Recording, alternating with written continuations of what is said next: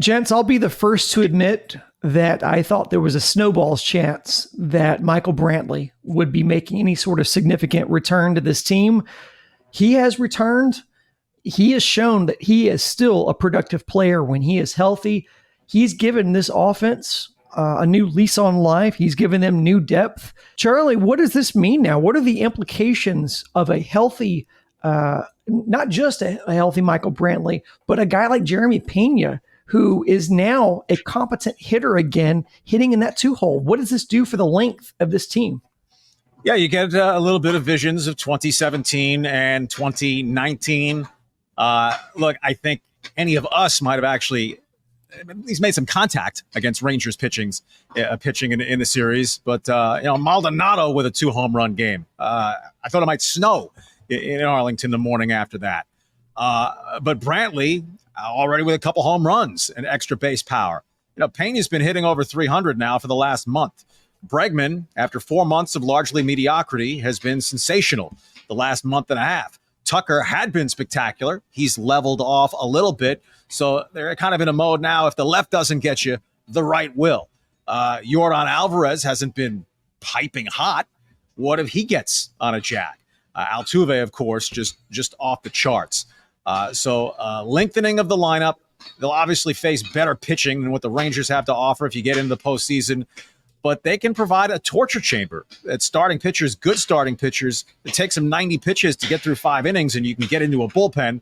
Again, most teams have a bullpen better than the Rangers because, Needville's bullpen probably would have been as effective against the Astros as the Rangers' bullpen was. I think the defining element for the Astros at this point is the starting pitching. Has Fromber returned a corner with a couple of good starts in a row? Verlander, I'd still be mindful of not overdoing it with him on 4 days rest down the stretch. And then once you get into the postseason, who is your number 3 starter? Right, it's going to be Fromber, Verlander, or Verlander, Fromber. They'll decide that. Right, JP France is flattened out a little bit. Christian Javier, Hunter Brown, right, Urquidy's out of the mix, I think, to start. So not to count the chickens, but it's certainly now overwhelmingly likely that the Astros are in the playoffs, and you really want to avoid that best of 3 because then you can line up your pitching for a best of 5 as opposed to having start a best of 5 with no better than your number 3 starter. Yeah, to Charlie's point about the Rangers pitching, I don't know if you're going to see that type of pitching in the playoffs. And also to Charlie's point, outside of Verlander and Fromber, what are you going to get? You're going to need a lot of runs, I think, to run this thing back. And it's clear, like, Dusty's just not trusting Chas McCormick in center field anymore. So, and the way we saw that scare with Yordan the other day, I think Yordan's going to play a lot of DH. Dubon seems to be the guy in center field. So that's the one thing I want. I think they're going to need more offense as we go along here. So the idea of Chas being in center and maybe Brantley in left with Yordan DHing, that's appealing to me, and I don't think we're going to see it. So I don't think you can count on Abreu and Maldi, driving your offense. To me, this was just an aberration over this series. As you go forward and you face better pitching, I don't think it's going to work out like this. So this could kind of be as good as it is. It could be something where Dusty maybe gets a little happy with himself and how he put this lineup card together, and hopefully it doesn't come back to bite him when you need some more offense later in the season here. If Brantley's shoulder holds up, he's going in the lineup, and certainly in the postseason, every time they're facing a right-handed pitcher. McCormick absolutely should be in there against every left-handed pitcher that they face. Anytime he's not, it's ridiculous. Yainer Diaz is still being underplayed, but we all know Maldonado is going to catch probably every playoff game, certainly the Fromber and Verlander starts. And, their games 1, 2, 6, and 7 in a best-of-7 series. But at least they have now, or this is the healthiest this team can possibly be. Right? Garcia, McCullers, right? There's never any possibility of getting them back. But with Brantley back, they now have their full cast of characters best equipped to go into battle and maybe be able to outmash any other lineup they come up with if the pitching isn't as airtight as it's been in some of their other postseason runs. Well, Dusty is in a tricky spot because you are trying to check, or excuse me, you're trying to protect Yordan Alvarez. And just, knocking on wood here, the Astros must have kept a rabbit's foot in their back pocket, considering the scare with Yordan and the scare with, Stanek. I mean, obviously Stanek's on the IL right now, but, nothing being broken, the odds looked very slim of that. But and Altuve has been another one of those where this has been an unfortunate season for him health-wise. But I do wonder with Altuve in particular, I mean, we look at him now and he's just raking. I wonder if maybe the time off has been good for him from a standpoint of maybe he has more bullets in the chamber. Maybe he has a little bit more gas in the tank down the stretch here. Let's talk about Altuve just real quick, because he hits for the cycle a few nights ago, and then puts up a three homer night in Game 2 of this series against the Rangers. We start talking these conversations about greatest Astro ever, and I just don't know how he can't be number one now as far as greatest Astro ever. Well, when you add in the October legacy that he has and they still build upon, I think if you put it to a fan vote, even generationally, he's the clear winner. I mean, Jeff Bagwell has the overall best body of work as a baseball player of anyone in an Astros uniform.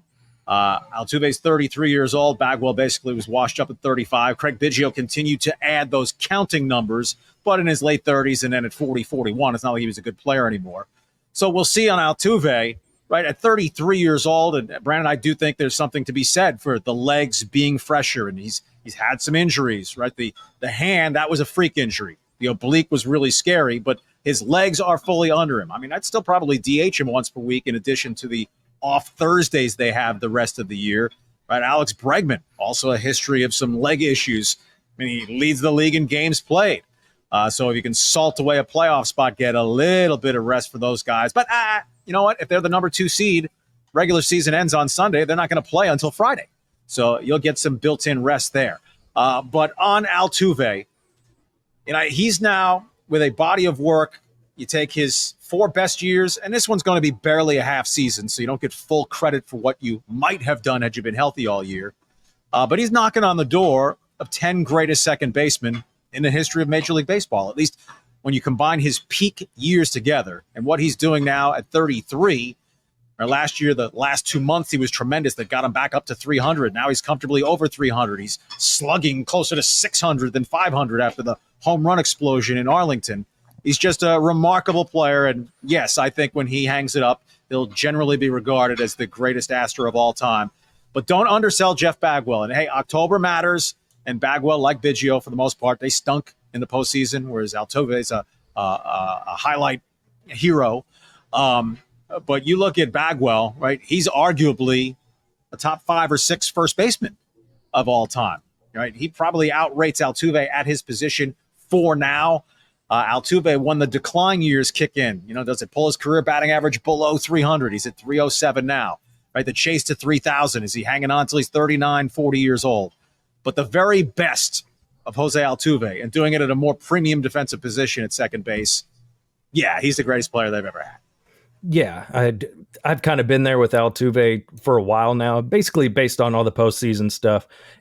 To me, that's where it matters the most. When all the money's in the middle of the table, who's going to perform the best? That's been Altuve. The one thing I wanted to talk about with the new look offense, I'm still concerned. Like, Abreu had a nice game today, but pitchers are pitching around Tucker every chance they get, because why would you pitch to Tucker when Abreu's on deck? I mean, I know he had a good game, but he's hitting 230 something coming into the game. It's not there. So that's why I push so hard for somebody like McCormick to be in the lineup, because Dusty's not going to put Brantley after Tucker and then have 2 lefties. At least he hasn't been willing to do that very often this year. He did for a little while, having Yordan and Tucker next to each other, but they put Bregman in between them now going forward. So that's why I'd like to see Chaz go there, and then maybe Brantley behind him, and then you really have pitchers worried where they're going to actually have to throw something to Kyle Tucker.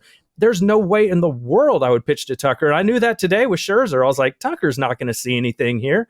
And I expected a poor performance from Abreu. And he got high heat, couldn't handle it, and then Scherzer screwed up and hung a slider. If he would have kept attacking him with fastballs, probably would have been a very different outcome. So that's why I've been harping on Yiner and Chaz being in there to give him one more right-handed bat with some thump to give Tucker some chance to see some pitches.